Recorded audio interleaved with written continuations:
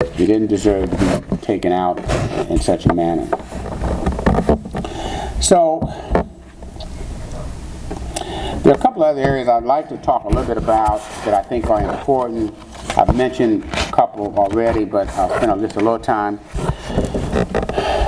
And that is on the whole question of stop data collections, racial profiling. I've mentioned that racial profiling is the kind of thing where people are stopped without probable cause or reasonable suspicion by police. Ultimately, their cars may be searched, they're searched, and the data is pretty clear that when the data has been collected, for example, in Oakland, part of this case that I was involved in, called the writers, and I won't go through all of that, but one of the aspects of the case was a collection of data, we call stop data cards. Those cards are supposed to include, when a person is stopped, all the pertinent information: race, sex, age, basis for the stop, was there a search, etc., kind of thing. This was part of an agreement, a settlement agreement that we reached, and the reason why, because I was harping at the time that black people in Oakland are being stopped disproportionately for crimes they have not committed, and I wanted proof of that. And it wasn't an original idea, because we had seen the kind of stops taking place around the country in different places. But I happened to have a case that I could use to promote that. And as a consequence of that, now we've been able to, after years and years, got some reliable data, and that data now is being analyzed by a psychologist to analyze the data. We now know what the data shows. Obviously, that African Americans are disproportionately stopped, disproportionately searched. Now the question is why and who's doing it. And so that process is taking place now, and that's one of the things that can take place, because I often make the statement that, and I do believe this, that's nothing more painful to African American young men to feel that their dignity has been insulted or assaulted for no reason, that they are being stopped, searched, handcuffed, particularly for nothing. And I've had cases where I had a young man who was a college graduate, drove a nice car. He told me he had been stopped over 25 times. Stop. He knew the routine. Get out of the car, put your hands up. I've represented people who've been stopped, lawyers, doctors, everyday people, for crimes, for being stopped and held, detained, searched, let go. I had a case where an 80-year-old professor, African American man, was stopped in his car. There was some question about the license plate. They pulled him out of the car, handcuffed him, put him in the back seat of the car. The man had never been handcuffed in his entire life, and cried like a baby. So I know that we all know about the police shootings. We all are furious about them, and rightfully so. But the underpinnings of the everyday misconduct that occurs happens routinely when police are stopping people for no reason, laughing at them, harassing them, mistreating them.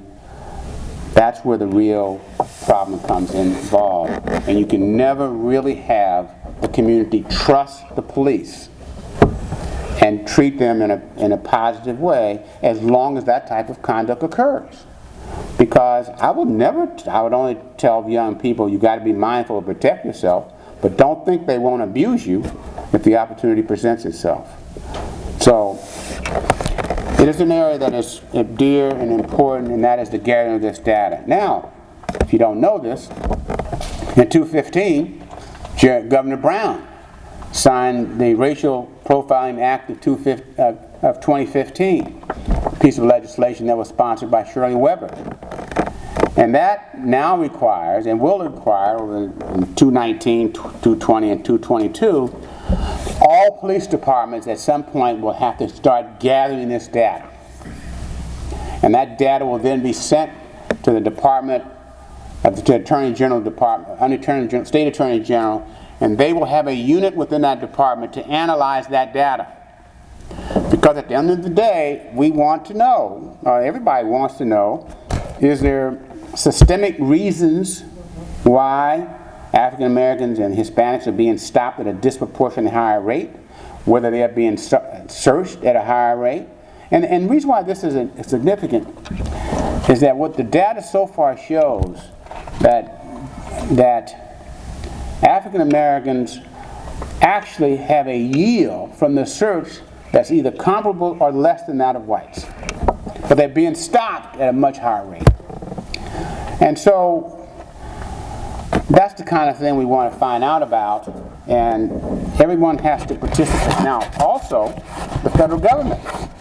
They have the DOJ's 2014 racial profiling guidelines as well. And they also require that same type of information. So there's going to be a database that allows for the analysis of determining what stops are made, who's being stopped, when they're being stopped, why they're being stopped, and why they're being handcuffed. Because handcuffing is a huge deal. The recent data we got out of Oakland was so shocking that African Americans, when they're stopped, just about always are handcuffed by black and white officers. Whites are not handcuffed on the same race, and black officers never handcuffed them. This was like stunning. There was like an unhidden rule that existed.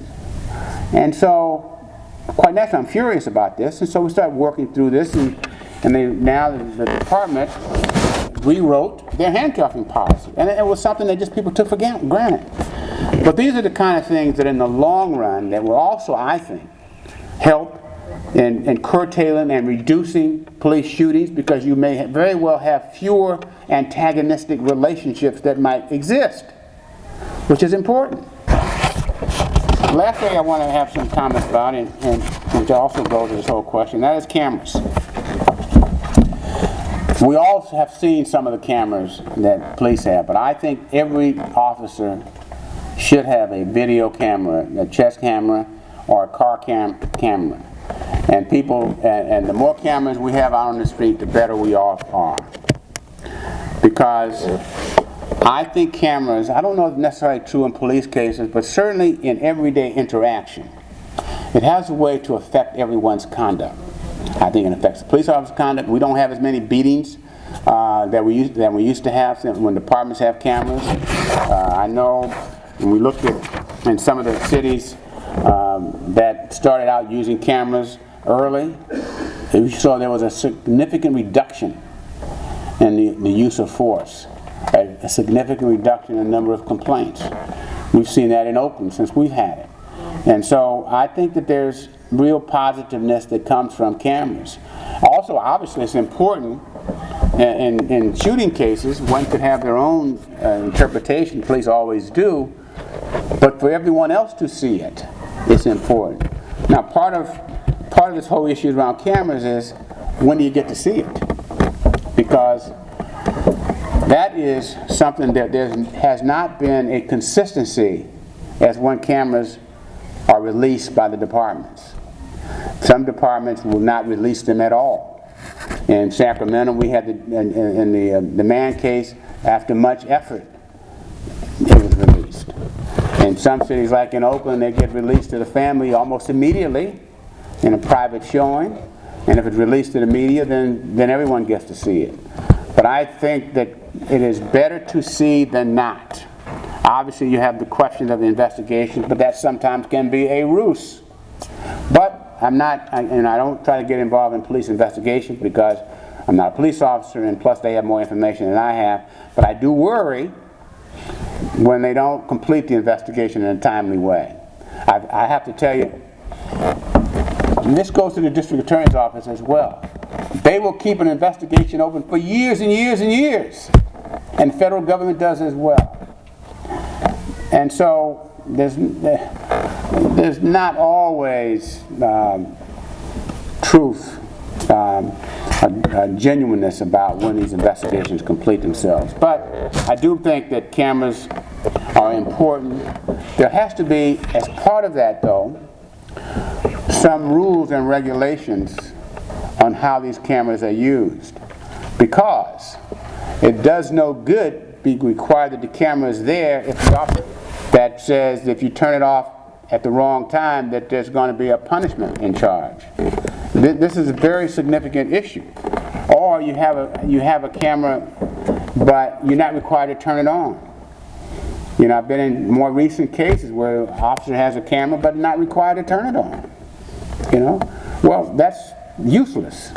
That you have a camera, the camera should be required to turn on when you come up on a particular scene that where activity is taking place. Then you always have the question after that of what happens to these cameras? What's the chain of custody that you have in them? You always have the question of privacy rights. And you go into a family where there's a domestic issue, husband, wife, girlfriend, boyfriend, people half clothed, you know, all these kind of things. What do you do about those? Who makes those decisions? But I think this is all efforts that have to be worked on in the future. And certainly I understand that, but at the end of the day, I think more cameras the better. And to give an example. The police are really, this is a true story, police are hassling some young man in the corner. And another young man, African-American male, he sees this, so he starts filming it. He's a distance away, because you've got to be away, you can't interfere. The cop comes over, tells him to come over, and takes his camera. He resists, he gets arrested. He spends 2 years fighting this case in court, refuses to plead guilty. I represent him in a civil case, and we win, because the court had to acknowledge that he had a right to. In fact, the criminal case was dismissed because they had to acknowledge he had a right to be where he was. But that's where we're going to be. That's the fight that we have, is that the police have to acknowledge that they have a right, that people have a right to film it, and that you can't take it because you don't want it to be seen as evidence. You might be able to for the moment, because there is a question about if it's evidence or not. What's your obligation there? And these issues are being worked out. We just was looking at a case last week where the police took all the cameras, and I thought that was wrong until I found out that the people use these cameras to post events on Facebook. Well, okay, well then that makes it probably more evidence, a question of evidence then. But those are things as lawyers we have to think about. But I want everyone to understand that cameras are important. And if you live in a town where they have them, and you can be on a community board to assist the police and to develop regulations on how they can be used, when they can be used, who gets to use them, where they're stored, it should be done. So I just want to close by saying that it's important to think about the police in terms of how to improve policing. I've been fortunate to be involved in several cases where I've had an opportunity to participate in reform, how to write the new practice, how to deal with new issues. Just by case in point, I've been involved in what they call the writer's case for a number of years, where officers were involved in total misconduct. But for me and my partner actually helped rewrite the policies for the entire department. And I meet monthly on the implementation of those policies. One of my more favorite cases where there was a practice where the police department was stopping young African American men thinking they had drugs, directing them to pull their pants down in public and search their private. I view that as outrageous conduct. We ultimately were able to get the court to declare it to be unconstitutional, and that conduct does not happen anymore. And so I've been fortunate to be able to do that. So I can only say to all of you that more public light, and I think Guardian Court TV is an example of that. The more public light we can bring on this, the more opportunity we have to alter the behavior of officers. Because if others see it and also can see that it's not so great, that is, and to be honest with you, it's not rocket scientists. What you see is what it is, no matter what they try to tell you, which is what we learned in the well, all the cases I've had where there's on video. So I can only say keep up the good work and participate wherever you can. Thank you.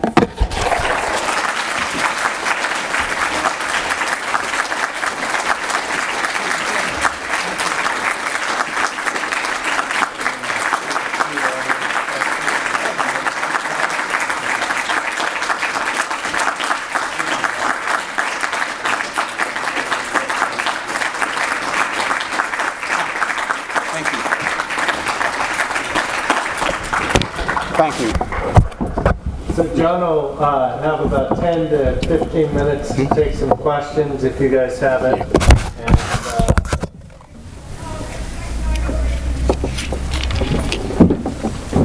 go ahead. You can hold on. Hello, sir. I'm from Davis, California. You're an American hero. Oh, thank you so much. Yeah.